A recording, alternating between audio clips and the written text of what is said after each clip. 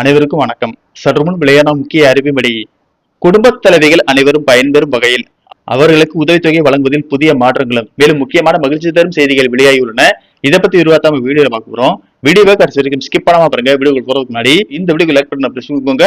இப்போ அந்த சேனலுக்கு முதன்முறையா வரீங்கன்னா சப்ஸ்கிரைப் பட்டனை பிரஸ் பண்ணிக்கோங்க. அப்படியே பக்கத்துல இருக்கக்கூடிய பெல் ஐகான் பிரஸ் பண்ணிக்கோங்க. வாங்க வீடியோக்குள்ள போகலாம். தமிழ்நாடு அரசு மகளிர் உரிமைத்தொகை திட்டத்தை மறுசீரமைக்க திட்டமிட்டுள்ளது. 21 வயது முதல் 60 வயதிற்குட்பட்ட பெண்களுக்கு ரூபாய் 2500 ரூபாயும் 60 வயதிற்கு மேற்பட்ட பெண்களுக்கு ரூபாய் 3000 வழங்கப்படும் என்று தமிழக அரசு தெரிவித்துள்ளது. முதலமைச்சர் விஜய் ஆட்சிக்கு வந்ததும் கடந்த திமுக ஆட்சியில் செயல்படுத்திய இத்திட்டத்தை நிறுத்தாமல் செயல்படுத்தப்படும் என அறிவித்தார். குடும்பத் தலைவிகளின் பொருளாதார சுதந்திரத்தை உறுதி செய்வதற்காகவும் மற்றும் அவர்களின் வாழ்வாதாரத்தை மேம்படுத்துவதற்காகவும் இந்த திட்டம் கொண்டுவரப்பட்டது. செப்டம்பர் 15, 2023 ஆண்டு தொடங்கப்பட்ட இந்த திட்டம் பிப்ரவரி 2026 நிலவரப்படி சுமார் 1,31,00,000 பெண்கள் பயனாளிகளாக கொண்டுள்ளது. இதனிடையே நடந்து முடிந்த தமிழக சட்டமன்ற தேர்தலில் மாபெரும் வெற்றி பெற்று ஆட்சியை பிடித்த தவிக அரசு முந்தைய திமுக அரசால் கொண்டுவரப்பட்ட கலைஞர் மகளிர் உரிமைத்தொகை திட்டம் தடையின்றி வழங்கப்படுமா என்ற எதிர்பார்ப்பு பெண்கள் மத்தியில் எழுந்துள்ள நிலையில் மே மற்றும் ஜூன் மாதங்களில் பெண்களின் வங்கி கணக்கில் ரூபாய் 1000 வர வைக்கப்பட்டது. ஆனால் தவிக தேர்தல் வாக்குறுதிப்படி ரூபாய் 2500 கொடுக்கப்படவில்லை. இதனிடையே தவிக தேர்தல் அறிக்கையாக அறிவித்த ரூபாய் 2500 கட்டாயம் கொடுக்கப்படும் எனவும் மக்கள் தங்களுக்கு கால அவகாசம் கொடுக்க வேண்டும் என முதலமைச்சர் விஜய் கேட்டுக்கொண்டார். இந்நிலையில் மகளிர் உரிமைத்தொகை திட்டத்திற்கு ஏற்கனவே பலமுறை விண்ணப்பித்தும் சில பெண்களின் விண்ணப்பங்கள் மட்டும் ஒரு சில காரணங்களுக்காக தொடர்ந்து நிராகரிக்கப்பட்டு வந்தது.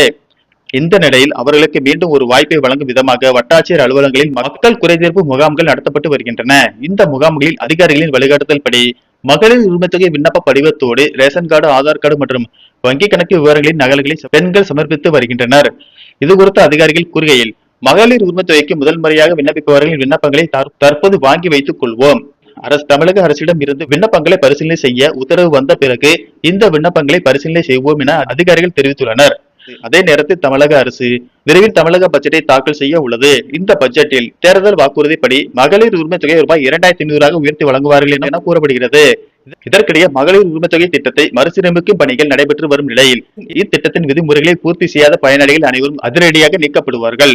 அந்த வகையில் வடமாநிலத்தை சேர்ந்தவர்கள், உரிய தகுதியை பெறாதவர்கள், 60 வயதிற்கு மேற்பட்டவர்கள் மற்றும் இறந்தவர்களின் பெயர்களும் நீக்கப்பட்டு மகளிர் உரிமைத்தொகை திட்டம் மிகப்பெரிய அளவில் மறுசீரமைக்கப்பட உள்ளது. அதேபோல் 60 வயதிற்கு மேற்பட்ட பயனாளிகளுக்கு முதியோர் உதவித்தொகையாக ரூபாய் 3000 வழங்கப்படும் என்று கூறப்படுகிறது. மேலும் தவிக அரசு புதிய ரேஷன் அட்டைகளை வழங்கும் பணிகளை தீவிரப்படுத்தி உள்ளது. மேலும் மகளிர் உரிமைத்தொகை திட்டத்தில் புதிய ரேஷன் கார்டு பெற்றவர்களுக்கும் புதிய பயனாளிகளுக்கும் உரிமைத்தொகை வழங்குவதற்கான நடவடிக்கை மேற்கொள்ளப்படும் என்று தெரிவித்துள்ளது. தமிழக அரசின் இந்த அறிவிப்பால் குடும்ப பெண்களிடையே மகிழ்ச்சியை ஏற்படுத்தியுள்ளது. நன்றி, வணக்கம்.